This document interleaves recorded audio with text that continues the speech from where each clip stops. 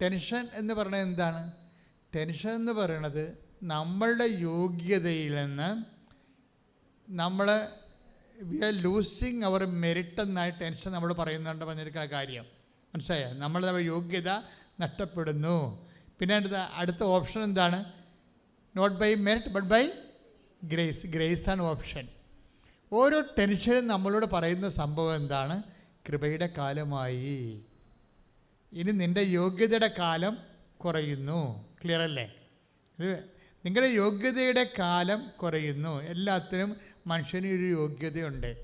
പഠിക്കാനൊരു യോഗ്യത ഇല്ലേ? പഠിക്കുന്നതിനൊരു യോഗ്യതയുണ്ട്. മെമ്മറി ഒരു യോഗ്യത. ഞാനും നിങ്ങളും പറയുന്ന ആത്മവിശ്വാസത്തിൻ്റെ അടിസ്ഥാനം എന്താണ്? അതൊരിക്കലും ദൈവമല്ല. അത് നമ്മൾക്കുള്ള മെറ്റീരിയൽ ബെനിഫിറ്റ്സ് ആൻഡ് മെറിറ്റ്സ് ആണ്. മനസ്സിലായ? ഇവിടെ ടോർപ്പഡോ വരുമ്പോഴാണ് കൃപയുടെ കാലം ആരംഭിക്കുന്നത്.